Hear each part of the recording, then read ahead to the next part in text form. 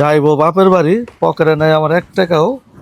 আমিও খারাপ করে দিকে কম না, এক কিছুই নেবো না, যা আছে কপাটে। কি হলো, হয়েছে তোমার? এই তো রেডি ম্যাডাম। কি ডং ম্যাডাম? এই ডং রাখো। আমার যে বাপের বাড়ি নিয়ে যেতেছো, আমার কাছে তো 1 টাকাও নাই। আমি কিন্তু আগে কই দিতেছি, আমি তো কিছু নিতে পারবো না। পরে আমার জ্ঞান জ্ঞান করবে না। আমি জানি তো, আমার বাপের বাড়ি যাবার সময় তোমার পকেটে কোনো সময় টাকা থাকে না, তাই আমি আগে থেকেই তোমার জন্য টাকা রেডি করে রাখছি। শোনো, এখন আমরা যাবো বাজারে। বাজারে সবচেয়ে বড় মাছ যেটা, এটা কিনবো। আমার আম্মা জান তো আবার হলো খাসি মাংস পছন্দ করে, খাসির সিনার পাটটা কিনবো, ঠিক আছে। তারপর পাঁচশো বাড়ি তো আছেই। আর বাপের লেগে তো মাছ তো নিতেই আছি। তোমার যে ভাই আছে, ওর লেগেও কিছু কিনা কেটে লয়ে যাবো, মিষ্টি নেবো। তারপরে আর কি কিনেবো, বাজারে যা যা ভালো জিনিস পাওয়া যায় বেশি বেশি করে কিনে লয়ে যাবো, বুঝছো। থাক, হয়েছে, আর চাপা মারতে হবে না। আমার বাবা মার জন্য জীবনেও কখনো দেখি নাই 1 টাকা সুতো নিছো।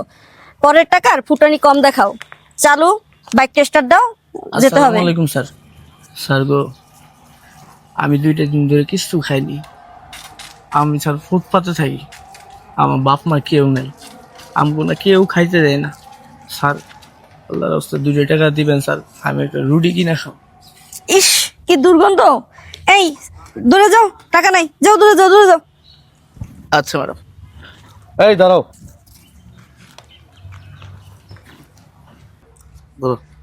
স্যার আমি 2 টাকা চাইলাম, আপনি আমার 100 টাকা দিবেন। আপনি অনেক ভালো মানুষ স্যার, আপনারা দুজনেই অনেক ভালো। স্যার আমি দোয়া করি আল্লাহ আপনার ভালো করি। ঠিক আছে, ঠিক আছে। আচ্ছা, স্যার আজকে পেট ভরে গরু গুছ দিয়ে খাইমু।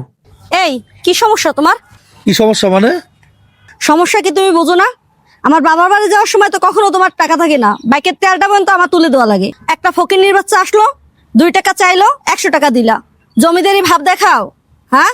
শোনো, গরিবকে কখনো অবহেলা করো না, কারণ কি জানো, তারাও মানুষ। আর তুমি যে ছেলেটার সাথে যে ব্যবহারটা করছো, এটা খুব খারাপ করছো। তুমি তুমি তো শুনছোই, ছেলেটার মা বাবা নাই, ছেলেটা রাস্তায় রাস্তায় ঘুরে খায়। এর লেগে আমার কাছে 2 টাকা চাইছে। সবাইকে হাত পাততে পারে?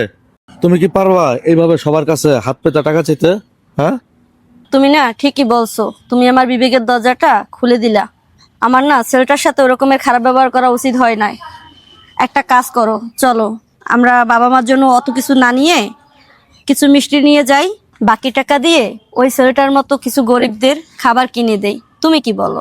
এই তো এতদিনে তোমার কিছু কথা আমার ভালো লাগলো। আচ্ছা চলো, এবার তাইলে যাওয়া যাক। চলো, আচ্ছা। ওঠো।